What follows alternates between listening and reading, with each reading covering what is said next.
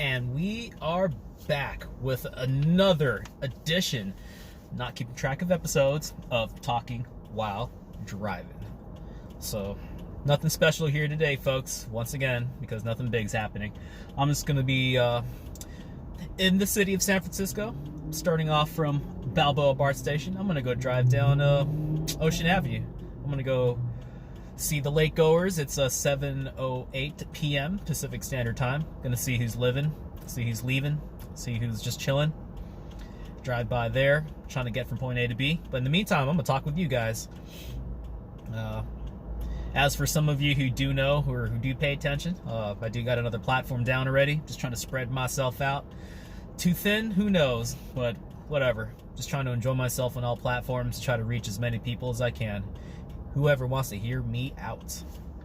And if you hear a ticking, I'm making a left-hand turn. You know what? It's red. I'll turn that off. Well, it's a hot day here in San Francisco. I mean, as of right now, it would dropped 20 degrees. It's 64 degrees as of right now. But a couple hours ago, whoo, it was hitting, topped out at 84 degrees. And I know that's nothing to places with real weather, but for San Francisco, people were dying. People were complaining, people were dying. This is the kind of place where if it was normally 65 degrees and it hit 64 degrees, you got sweater weather. You got people with, no matter what, whether if they're wearing short shorts, whether if they're wearing bikinis underneath, they got a sweater on them. They're ready for any kind of weather. Sweater weather. Otherwise, you got, in that scenario, you also got people that would dress in little as clothes as possible. If normally if it was 65 degrees, if it was 68 degrees, then you got people ready to go to the beach, and it would be in downtown, in the financial district or something, or walking around Chinatown, just nothing. So for it to be past 80 degrees, you can only imagine what they were going through. Going nuts. And then, of course, I'm not talking about the natives, though. If it was nothing to it for any tourists out there. Man, look at that shine. Safety first, guys. If sun's blaring your eyes, please put the visors down. Sunglasses, whatever you got. Don't drive blind. I hope the people behind me won't, drive blind. I don't want to get hit. Not like that. Ooh. Let's see here. What else is new? Driving by City College of San Francisco. I myself am a student. Just trying to catch up with all the rest of the youngins out there. Just want to do the good thing. Get myself an education, associate's degree, blah, blah, blah. If it's one thing I do agree with all the other trending videos out there for financial stuff is none of them seem to be taught anything about money. You may get yourself that nice cushy job, whatever's supposed to net you from whatever, 30K to $1 million per year. But if you don't know how to save your money, if you don't know how to check yourself, you're gonna get wrecked. Let's see here. I got caught in this yellow. These guys are being safe, so I guess that's good. Minus that Toyota, how dare you? But yeah, man, if it's one thing I learned this past year, is that you definitely need to get a hold of your own finances. I know it's boring talk, it's irritating to hear, but if you don't got even a basic knowledge of that stuff, we're gonna stay poor forever. Coming from the service, miss my brothers and sisters over there in the Naval Branch, U.S. Navy, woo! But a lot of you party animals need to check yourself, because I hate to say it, when you start off from the bottom, going in as enlisted, sure, we got our benefits and whatnot, but you honestly aren't not making that much cash at all. You can look it up, it's public knowledge. We're poverty level when it comes to just straight capital. A lot of it, sure, we don't need, but who's to say we can't build ourselves on top of that? You got to thank the government for getting TSP set up, which is kind of like a 401k, blended retirement. I was on the way out at the time they were implementing that, but at the very least, that should teach you, if you have a 401k set up with an employer match it. That's just free money, and who doesn't like free money? gosh, what else? Other super basic things have I learned about lately? You got to get yourself a Roth IRA. You know, can't just wait all the way until you're working to do it.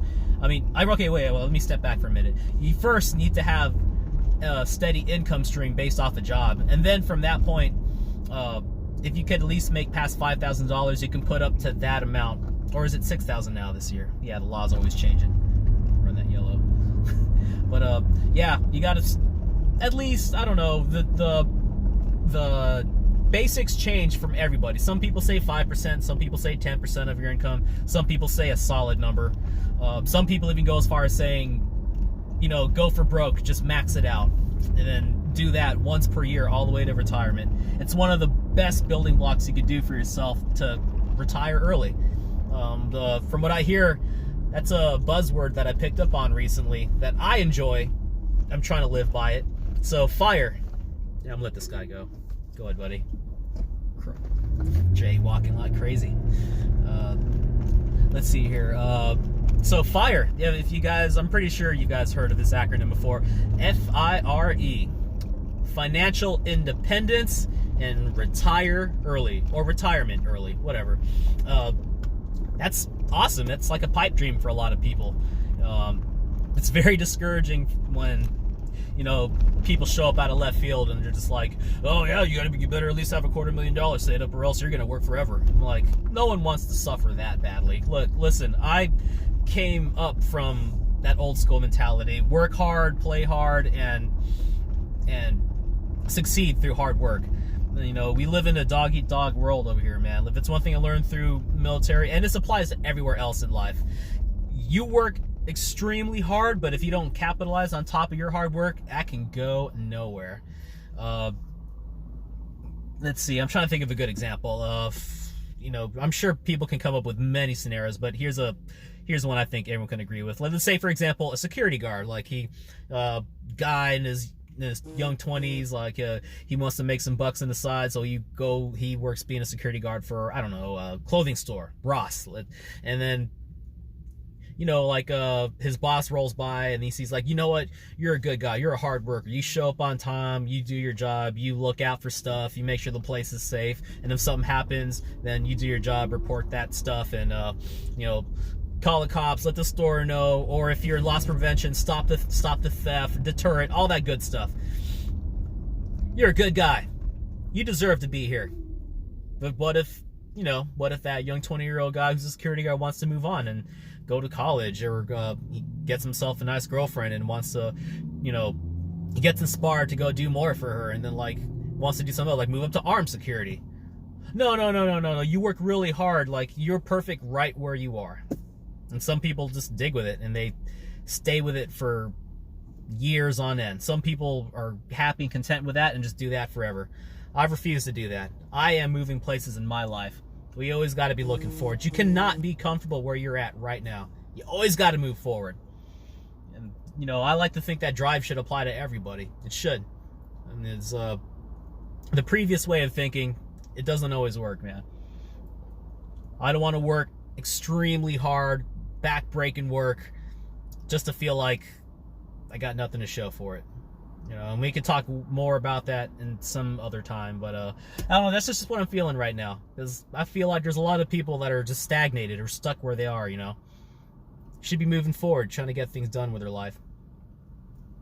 And I'm not just talking about, like, just get to school and stuff, but, like, we got to figure out our hobbies. We got to figure out what makes us happy. And for the hobbies that make us happy, why not capitalize on that too? Make it a thing. Like, you got, like, I don't know, think about like a circus performer, like someone who loves to juggle. Like, go film him or herself, go do juggling videos, go do a juggling live stream, go turn into a performance, upscale yourself. You got to find ways to always upscale yourself, I feel like.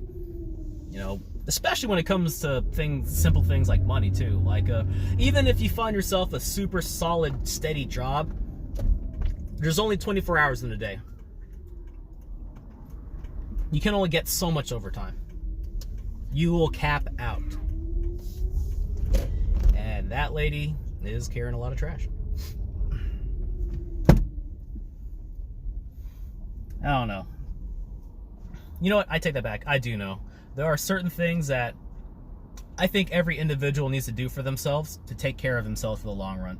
And frankly, the more solid you are as a person, you know, that will, for all those who are looking for relationships, that will definitely take care of that building block. I mean, as far as I know, like, the statistics are still are still firm. Over 50% of most marriages out there end in divorce, and over XYZ amount percentage, whatever that reason is for divorce, usually ends up through arguments over finances. So, hey, maybe that will help, you know, help lift your eyeballs up a little bit. Try to take care of yourself. Even a doctor can end up carrying you the biggest amount of debt if they don't know what they're doing. Yes, that brings up student loans. But hey, but if you get all the basics of your finances down, know how to save, know how to invest in yourself. Oh boy, investing. We can talk about that if you want. Anyways, I'm done with this particular video. I got a friend calling me. You guys have a great day. Real life name Chris, but you can call me Jackie because we talked about that before. Have a good one.